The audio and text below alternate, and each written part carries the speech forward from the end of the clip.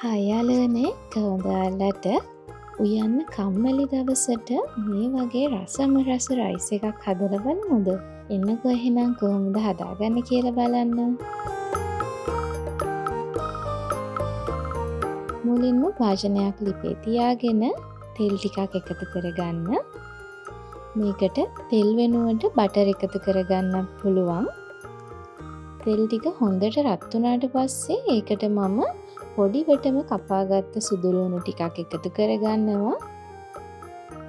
සුදුලූණු ටික හොඳට තෙල් එකේ බැදෙන්න දෙන්න. එතකොට රයිස් එකේ රස ටිකක් වැඩි කරගන්න පුළුවන්. දැන් මම පොඩිවට කපාගත්ත ලූණු ටිකක් සහ අමු මිරිස් ටිකක් එවැගේම කරපිංචා ටිකකුත් එකතු කරගන්නවා. මේ ටිකත් තෙල් එකේ පොඩි වෙලාවක් බැදෙන්න දෙන්න. ඊට පස්සේ මේකට මම බිත්තර දෙකක් එකතු කරගන්නවා.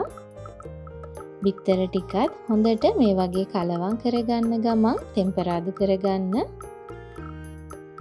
බිත්තර ටික හොඳට කෑලි විදිහට වෙන් කරගන්න ඕනි. එතකොට රයිස් එක ලස්සනට හදාගන්න පුළුවන්. බිත්තර ටිකත් වැදුනම ඒකට මම කෑලි වලට කපාගත්ත සොසේජ් ටිකකුත් එකතු කරගන්නවා.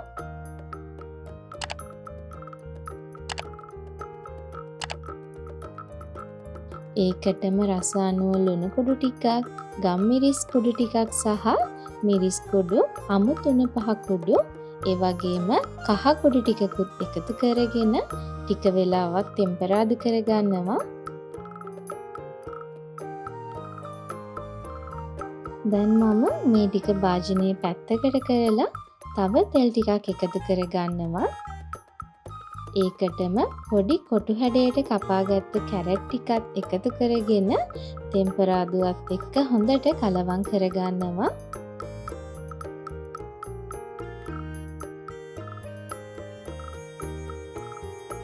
මේ වෙලාවේදී පියනෙන් වහලා විනාඩි 2ක් වගේ අඩු ගින්දරේ ලිපේ තියාගන්න.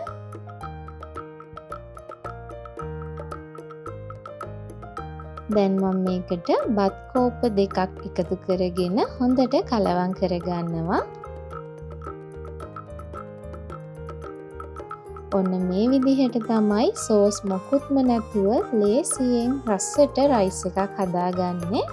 ඉතින් මේ තියෙන්නේ ඒ විදිහට මම හදාගත්ත සිම්පල් රයිස් එක. ඔයාලත් මේ විදිහට හදලා බලන්න. රස කොහොමද කියලා කමෙන්ට් කරන්නත් අමතක කරන්න එපා. දිගටම මාත් එක්ක එකතු වෙලා ඉන්න කියලා ආදරේ මතක් කරනවා.